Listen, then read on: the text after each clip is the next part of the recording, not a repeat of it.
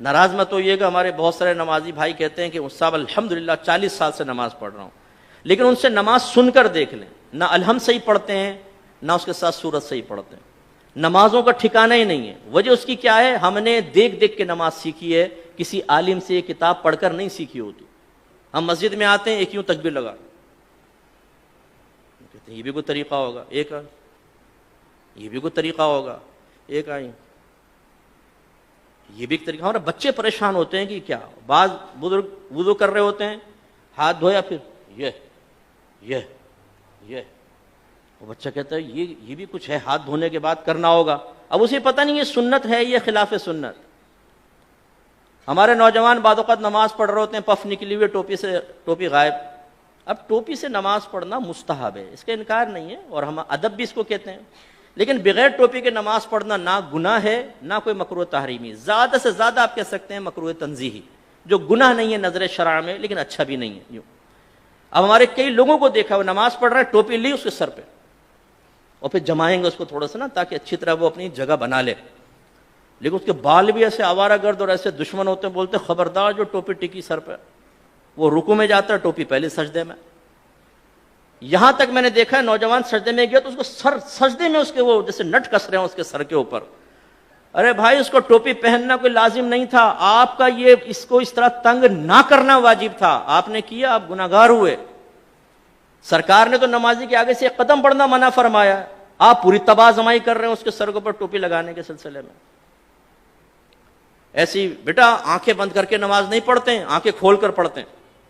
حالانکہ فقہ نے واضح لکھا ہے کہ اگر آنکھیں بند کر کے خشوع و خضوع زیادہ ہوتا ہے تو مستحب ہے کہ آنکھیں بند کر کے نماز پڑھیں، اور اگر آنکھیں کھول کر نماز پڑھنے سے خشوع و خضوع آتا ہے، دنیاوی خیالات سے نجات پاتے ہیں، تو آنکھیں کھول کر پڑھنا مستحب ہے۔ سمجھانا کیا چاہ رہا ہوں، دین سیکھا نہیں ہوتا ہم نے، سنی سنائی بات یا مسجد میں آ کے وہی آبزرویشن کے ذریعے جو ہم نے سیکھا ہوتا ہے اسے دوسروں پر مسلط کر رہے ہوتے ہیں۔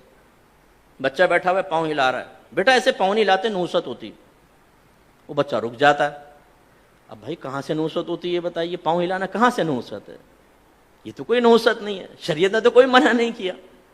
لیکن وہی بچہ اگر فجر کی نماز چھوڑ رہا ہو تو اس کو اتنی سختی سے نہیں سمجھائیں گے نا، بچہ تھکا آ رہا ہے، رات میں سو گیا، کوئی بات، پوری رات محفل نعت میں شرکت کر کے سنی ٹناٹن قطعی جنتی نعت خانوں کی زبان پر فجر کی نماز چھوڑ رہا ہوتا ہے نا، نہ جماعت سے نماز پڑھے گا نہ فرض پڑھے گا، 4 بجے تک محفل ہوئی ہے، اس کے بعد اسکوٹر گھمایا، آ کے بستر پر سو گئے، مؤذن کہہ رہا ہے حی علی الصلاۃ حی علی الفلاح، اور وہ تصوراتی اور خوابی دنیا سے جواب دے رہا ہے کہ حضور نعت خوانی میں شرکت کر تو لیے، جنتی ہو تو چکا ہوں، بلا حساب و کتاب تو ہم جنت میں چلے جائیں گے۔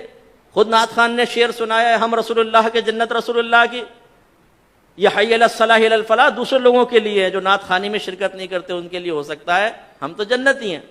یہ ہم لوگوں کی حالت ہے۔ تو خلاصہ کلام یہ ہے کہ دین آپ سیکھیے۔ میں نے الحمدللہ بالغان کا بہت مدرسہ پڑھایا ہے، نمازیں سنیں کوئی ٹھکانہ نہیں، سبحان رب الاعلیٰ، التحیات، حالانکہ سے لفظ ہے التحیات، التحیات نہیں ہے۔ اسی طرح صحیح لفظ ہے رب اجعلنی، اور اکثر کیا پڑھیں گے ربی جعلنی، ربی جعلنی، غلط ہے۔ یہ اصل میں اجعل صیغہ امر کا، ربی کو با کو جیم سے ملائیں گے حمزہ وصلی گر جائے گا، رب اجعلنی، رب اجعلنی، لیکن ربی جعلنی۔ تو یہ کیوں ہوتا ہے؟ آپ میں سے بہت سن ہو سکتا ہے کتاب دیکھ کر بھی سیکھا ہو، لیکن آج سے 35 سال پہلے 40 سال پہلے، اب وہ بیچ میں جو غلطی آئی وہ پختہ ہوتی چلی گئی، بتائیے نہیں۔ اس لیے ناراض مت ہوئیے گا، آپ میرے بزرگ ہیں، میرے بڑے ہیں، جو بزرگ بیٹھے ہوئے جو ہم عمر ہیں اور جو چھوٹے ہیں وہ بچے ہیں، لیکن ایک دفعہ اپنی نماز کسی قاری صاحب کو سنا دیں۔ پہلی بات تو یہ کہ جس کو ڈر ہوگا نا خوف کہ میں پھنسوں گا، وہ سنائے گا ہی نہیں، وہ کہے گا مفتی صاحب نے ٹھیک کہا لیکن اللہ کی رحمت بہت بڑی، اللہ معاف کرنے والا ہے۔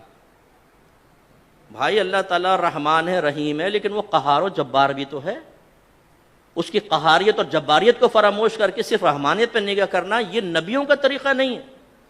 وہ وصف نبوت حاصل کرنے کے باوجود، صحابہ کرام وصف صحابیت حاصل کرنے کے باوجود ڈرتے رہے اپنے رب سے، وہ رحمت کا یقین بھی رکھتے تھے اور اللہ کے عذاب سے بھی خوفزدہ رہتے تھے۔ یہ ایک مومن کی شان ہے۔ تو سیکھیے،